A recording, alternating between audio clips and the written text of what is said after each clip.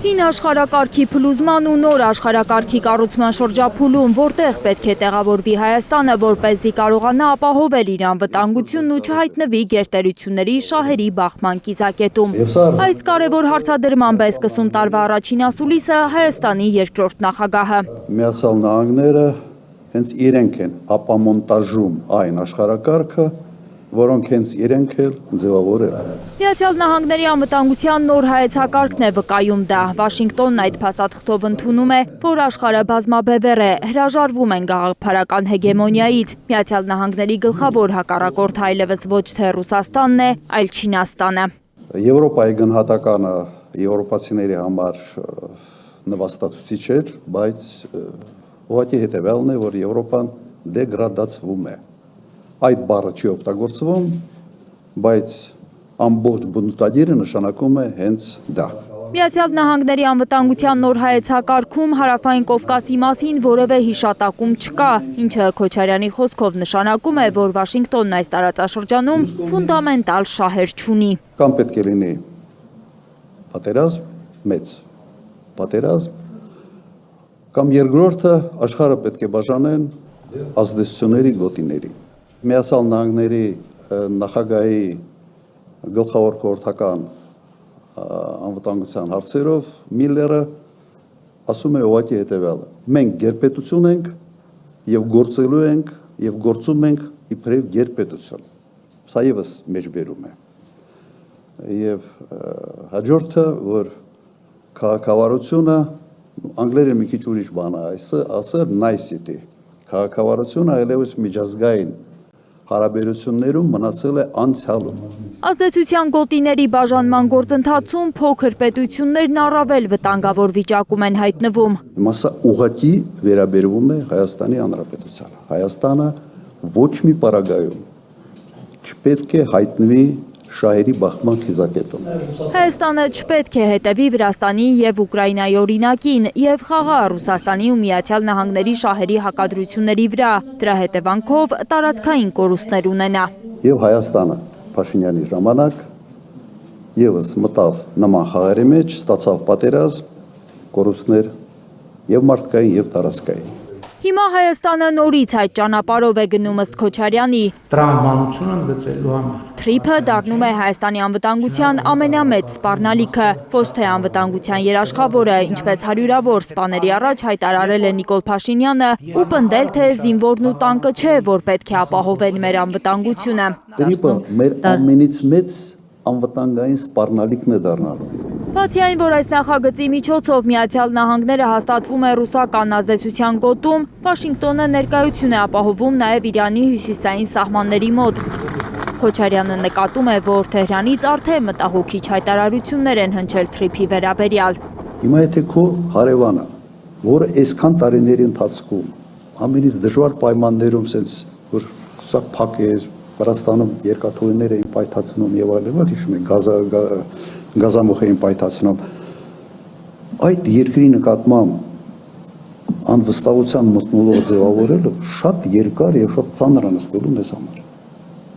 Մենք 15-20 հարևան չունենք, որ ասենք այս երկուսը հեչ են, 5-ը հեչ, այսքան ունենք։ Իր կառավարման տարիներին նույնպես Իրան-ամերիկյան հարաբերությունները հերթական լարվածության պիկին էին հասել, երբ պաշտոնական Երևանը որոշել էր կառուցել Իրան-Հայաստան գազամուղը։ Վաշինգտոնն անգամ պատվիրակություն էր ուղարկել, որ խանգարեն գազամուղի կառուցմանը։ Նստել, բանակցել, նկարել ենք, հաշվարկը տվել ենք եւ համաձայնել։ Նույնիսկ ես այն ժամանակ ցես այսպեսի մի բան ասեմ։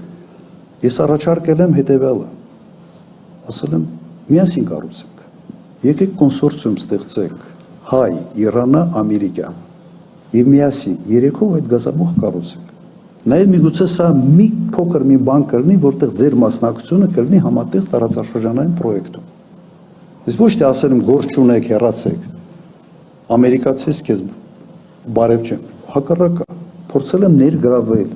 բավական լուրջ պաշտոնյաների հետ եղել այս խոսքը։ Ինչպես կարող է ներգրավել այս ծրագրում։ Քոչարյանը չի պնդում, թե Թրիփ ծրագրում նույնպես հնարավոր է ներգրավել Իրանին, բայց առնվազն հնարավոր է ցրել մեր հարևանի մտահոգությունները Ռուսաստանին կամ Չինաստանին մեծ ծրագրի մաս դարձնելով։ Հատկապես Ռուսաստանի հետ Միացյալ Նահանգները այսօր պատրաստ են կառուցողական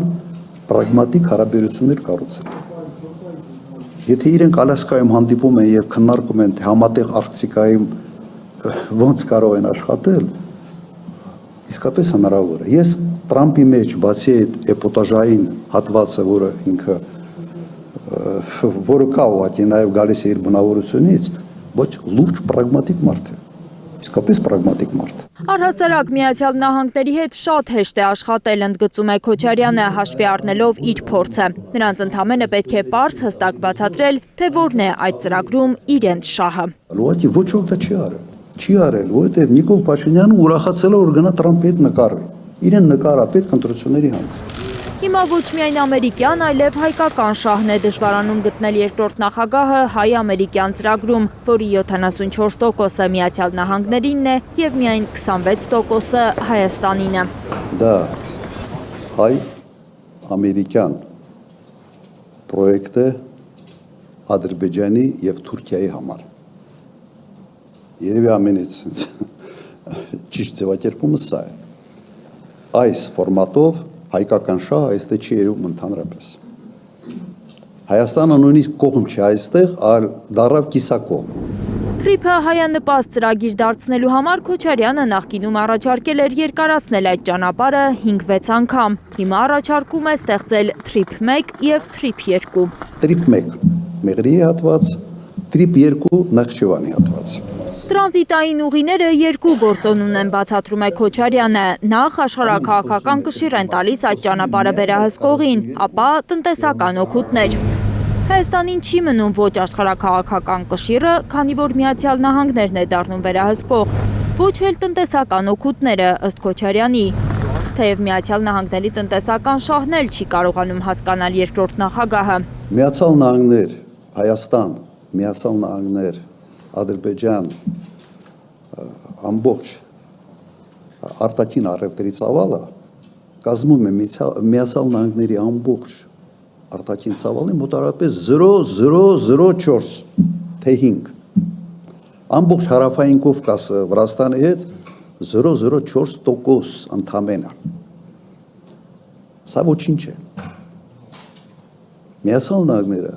հարավային Կովկասում տնտեսական զրոյական շահ ունի։ Հետևաբար, միակ բանը, որ ձգում է Միացյալ Նահանգներին դեպի հարավային Կովկաս, Իրանն է։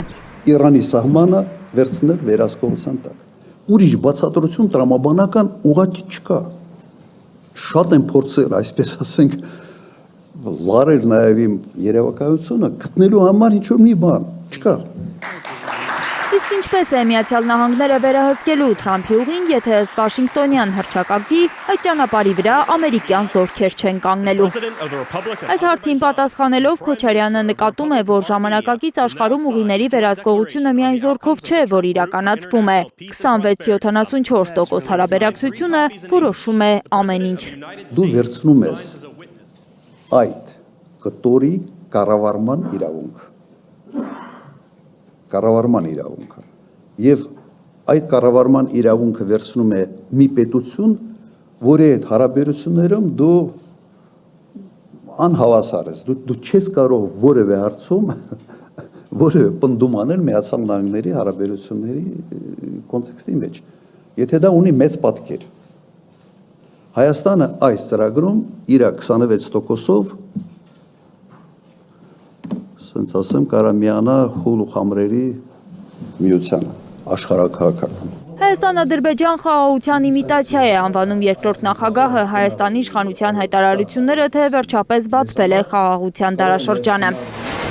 Անցած տարեվերջին Ադրբեջանից Հայաստան ներկրված 1200 տոննա բենզինը, որը Հայաստանի պահանջարկի 1%-ն էլ չէ, քարոզչական վառելիք է Ռոբերտ Քոչարյանի խոսքով։ Խոսակցությունները, որ դա կարող է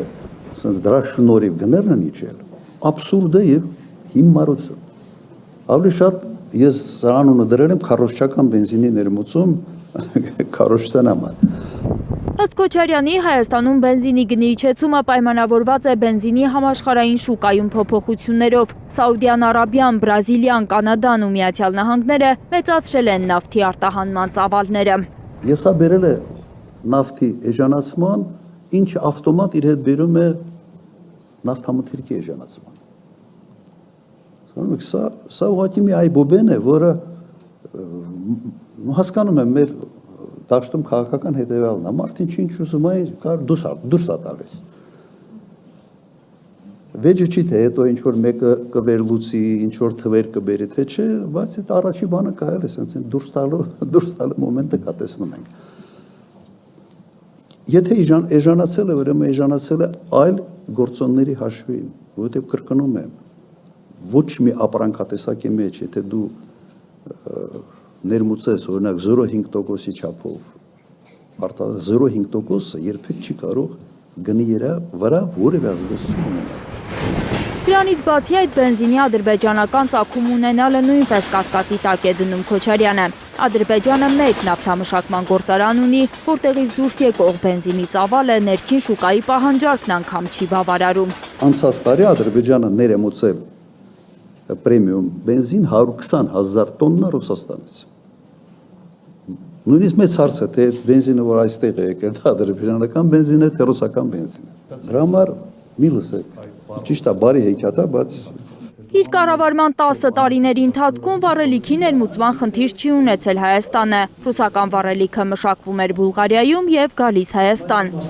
Եթե երկաթուղով նավթամթերքի ներմուծումը ձեռնտու է մասնավոր ընկերությունների համար, դեմ չէ Քոչարյանը դրա ներմուծմանը։ կրկնեմ, իրենք այդ քանակի վառելիք չունեն։ Ոչի չունեն, իրենք են ներմուծում։ Հիմա եթե պիտի ռուսական բենզինը ներմուծվի Ադրբեջան, հետո Ադրբեջանից գա Հայաստան որպես ադրբեջանական բենզին, ես առան ու դնում են քարոզչական վառելիք։ Նախարարն էլ գնա սահմանում դիմավորի, ինչ որ պլակատներով բանով նստեն, ինչ որ բաներ երկեն, լավ ամոթ է։ Ամոթ է, ինչի տեղ է դերում է ժողովուրդը։ Հարցը նաև բարոյական կողմ ունի։ Քոչարյանը հիշում է, որ ժամանակին առաջարկել է Հեյդար Ալիևին բիտում ներկրել Ադրբեջանից։ Ալիևը երկու օր մտածելուց հետո մերժել է, վախենալով ադրբեջանցիների արձագանքից։ Ես նույնիսկ այն ժամանակ մի անգամ զանգել էի Հեյդար Ալիևին եւ ասել եմ մեծ ծրագիր ենք անում լիսի հիմնադրամով ասֆալտ ենք։ Ես անձամբ զանգել եմ իմ գրասենյակից եւ իրեն առաջարկել են, որ բիտումը մենք իրենցից առնենք։ Այո, Իրանից են բիտումը, ասի լավ էլ քայլան, մենք նաեւ սկսենք տնտեսական հարաբերություններ ձևավորել։ Ինքը ասեց, մի երկու օր դուր մտածեմ, հետ կզանգեմ։ Երկու օր հետո զանգելա, գիտեք ինչ ասա։ Ասելա, ճիշտ ես ասում, բայց մեր մոտ կարող է դա սխալ ընկալվի։ Ես որ այդ գործարքին գնամ, ինձ շատ ուշ քննադատության տակ կհայտնվեմ։ Ես իրեն ասել եմ, ինձ ավելի շատ պետք է Հայաստանում քննադատել, որովհետև մենք ենք առնում, փողը մենք ենք տալիս ձեր ապրանքը բերում։ Ասում եմ, գիտես, մի քիչ տրամադրությունները այստեղ ուրիշ են։ Դուք հաղթած կողմ եք, ու տրամադրությունները ուրիշ են։ Հիմա էլ տրամադրություններն ուրիշ են, վստահեցնում է Հայաստանի իշխանությունը, համոզված լինելով, որ եկել է վերջնական խաղաղությունը։ Ու չնայած դրան Փաշինյանը դեռ չի կարողանում համոզել Ադրբեջանին վերջնական ստորագրել խաղաղության պայմանագիրը։ Բաքուն որպես նախապայման Երևանից պահանջում է փոխել սահմանադրությունը։ Ռոբերտ Քոչարյանը կրկնում է իր առաջարկը։ Խաղաղության փաստաթուղթը պետք է ունենա միջազգային ամուր երաշխիքներ։ Մեր առաջարկը հետևյալն է՝ ամրապնդել լուրջ երաշխիքային համակարգով։ Սա է մեր տրամադրությունը եւ համարում եմ, որ սա է միակ ձևը։ Ուրիշ ձև աշխարհում ուղղակի չկա։ Չի կարող կոնֆլիկտը կարգավորվել առանց երաշխիքային համակարգի ձևավորման, համոզմունք է հայտնում Քոչարյանը ու նկատում ռուս-ուկրաինական բանակցությունների հիմնական կռվախնձորն էլ հենց անվտանգային երաշխիքներն են։ Լիլիթ Սարգսյան, Կարինե Մանգասարյան, Նորայր Շարբաթյան եւ Արմեն Ապրեսյան, Հայլուր։ Հայաստանում եւ աշխարհում տեղի ունեցող իրադարձությունների մասին առաջինն իմանալու համար բաժանորդագրվեք մեր ալիքին, սեղմեք զանգակը, որ բաց չթողնեք ամենահրատապը, ամենակարևորն ու հետաքրքիրը։